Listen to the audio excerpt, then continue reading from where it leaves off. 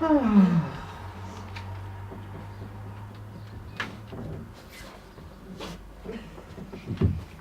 vous présente Sourisette.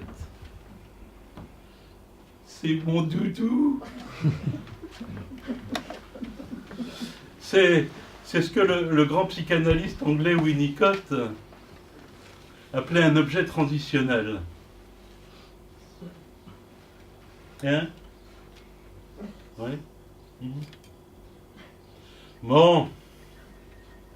À la demande générale, peut-être que tout le monde n'étant pas familiarisé avec la pensée de Winnicott, je vais vous en dire quelques mots. Mais ce sera très bref, hein. Enfin ce sera au moins schématique. Hein.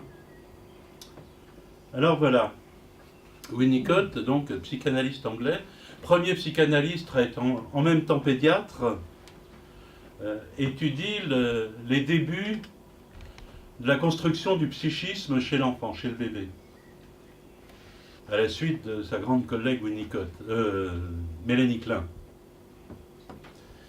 Le début du psychisme chez le bébé, à partir de ses relations, celle du bébé, avec le sein et avec la mère. Alors, quand on dit la mère, le sein, sont des archétypes. Hein. Dans la réalité, il peut tout aussi bien s'agir du père qui donne le biberon à son enfant. Et ce qu'il dit, c'est que c'est que au fur et à mesure dans le renouvellement du besoin, la faim, de la demande, le bébé qui s'agite, qui pleure, qui crie, et la satisfaction du besoin, le nourrissage, eh bien, le bébé commence à anticiper l'arrivée du sein, et, dit Winnicott, il se crée l'illusion qu'il crée lui-même le sein.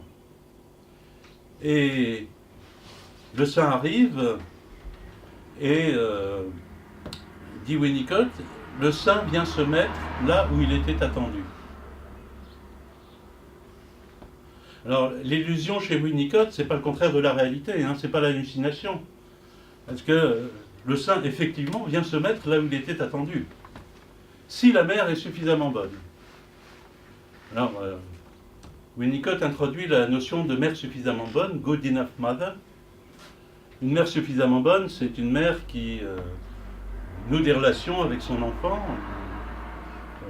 le nourrit, s'en occupe, le porte, le caresse. Et surtout, ce n'est pas une mère trop bonne. Une mère parfaite, comme dans d'autres domaines, la perfection, c'est l'abomination. Hein. Une mère trop bonne, ce serait la mère qui saurait mieux que l'enfant de quoi il a besoin, et quand il en a besoin, qui anticiperait et qui, de ce fait, empêcherait l'enfant d'exprimer la moindre demande.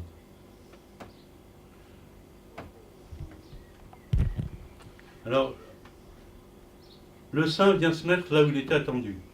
Ceci, Winnicott nous dit que le sein est trouvé, créé par l'enfant. Le sein est trouvé, créé.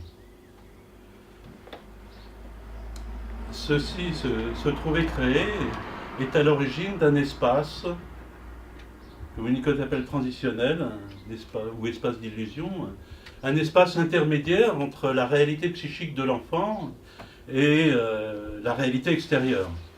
Il faut savoir que le bébé tout petit ne fait pas de distinction au départ entre lui-même et l'extérieur, c'est un tout indifférencié. Et cet espace transitionnel, dans cet espace transitionnel, viendront se mettre plus tard la création artistique et le jeu, deux choses qui sont très importantes dans la pensée de Winnicott.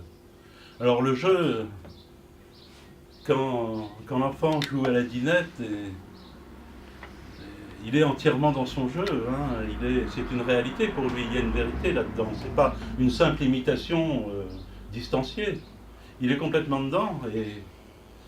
Mais quand il vient vous présenter cette délicieuse assiette de pâte à modeler, si vous bouffez la pâte à modeler, l'enfant va être très choqué.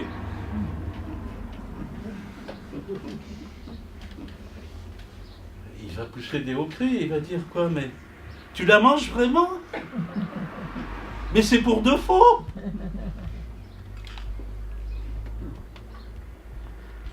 Le jeu était vrai, le processus est vrai. Le produit final, l'enfant sait parfaitement que c'est pour de faux. Hein. Et il ne s'attend absolument pas à ce que vous le preniez pour la réalité. On est là dans cet espace intermédiaire hein, qui est tout à fait transitionnel. Alors ensuite, plus tard, d'autres auteurs proposeront d'autres phénomènes transitionnels, et il y en a un qui nous intéresse plus particulièrement, c'est l'utopie. L'utopie, qui veut dire sans lieu, en fait si. L'utopie a un lieu, c'est l'espace transitionnel. Alors quand l'enfant grandit, dans cet espace transitionnel, vient se mettre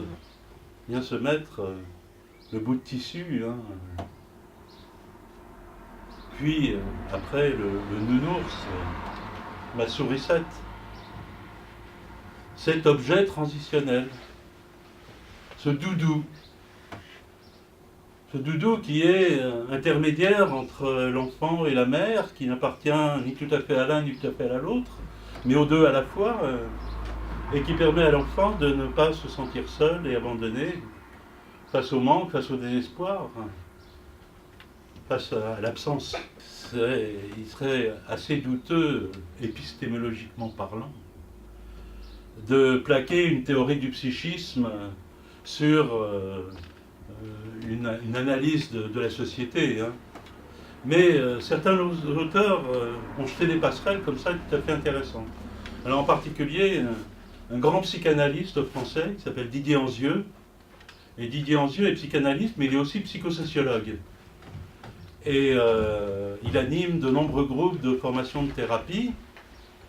Et il élabore comme ça une théorie psychanalytique des groupes, qui est tout à fait intéressante.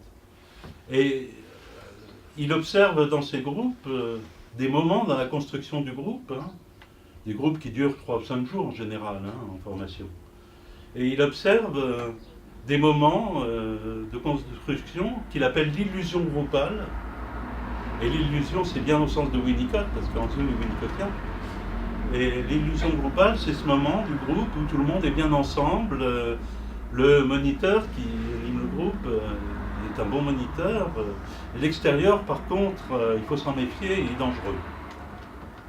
Et ça amène les groupes à s'imaginer continuer à vivre ensemble après la fin de la session, que peut-être ils vont partir en vacances ensemble. Et dans l'un de ces groupes, il parle du groupe qui s'imagine qu'il va partir vers Cythère, le voyage à Cythère. Évidemment, aujourd'hui, j'ai peut-être plus vraiment besoin d'un doudou.